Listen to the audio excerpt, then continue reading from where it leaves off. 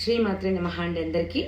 ఈరోజు నేను సౌందర్య లహరిలో 5వ శ్లోకం గురించి ఎక్స్ప్లెయిన్ చేయబోతున్నాను.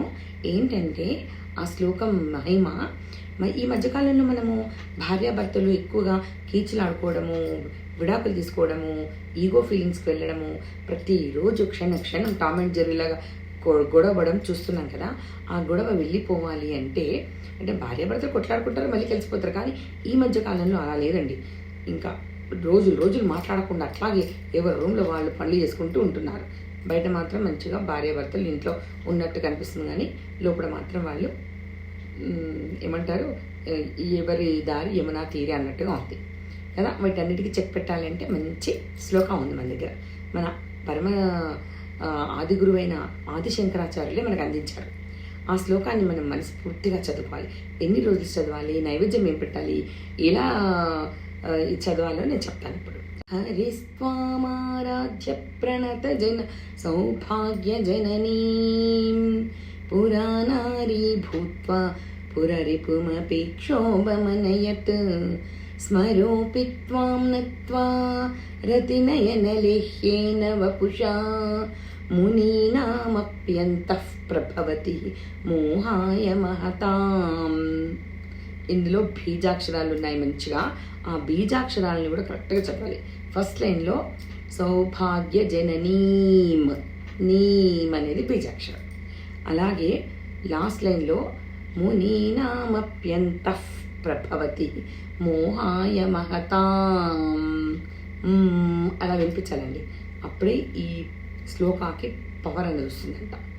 అలాగే విసర్గ తర్వాత పాగుణింతం ఏదొచ్చినా పా పిప్పి అట్లా ఏదొచ్చినా ఆ విసర్గని ఎఫ్ లాగా చదవాలంట.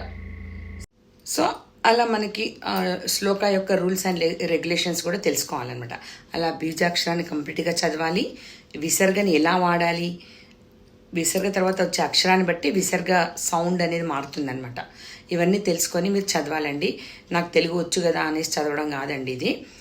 మనం లలిత సహస్రనామాలు కానీ, సౌందర్య లహరి కానీ, విష్ణు సహస్రనామాలు కానీ, అక్షర దోషాలు ఏదైనా సరే, భగవద్గీత కానీ అక్షర దోషాలు లేకుండా చదివితేనే వాటి యొక్క ఫలితం అనేది మనకు వస్తుంది. కరెక్ట్గా చదువుకొని నేర్చుకున్న తర్వాతనే మీరు కంఠస్థ చేయండి. అర్థమైందా? సో ఇప్పుడు ఇంకా ఈ శ్లోక యొక్క మీనింగ్ చెప్తాను. సౌభాగ్య జననీం అంటే సౌభాగ్యవతి, ప్రపంచానికే సౌభాగ్యవతి అయిన ఓ మహాతల్లి పార్వతీదేవి. ఈ శ్లోకం మహిమ ఎలా ఉంది అంటే మోహిని అవతారంలో విష్ణుమూర్తి పరమశివుడు అంతటి వాడిని మోహింపచేశాడు కదా. అలాగే రతి మన్మధులు ఎంత అన్యోన్యంగా ఉంటారో మనకు తెలిసిందే కదా.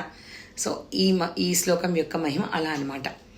ఆ శ్లోకాన్ని మనం చదివితే రోజుకి 2000 సార్లు 8 రోజులు చదివితే చాలండి. ఆ 8 రోజులు కూడా మీరు భార్యాభర్తలు కలవడానికి కాబట్టి అన్నం పప్పు కలిపిన పొంగలి నైవేద్యం పెడితే చాలు.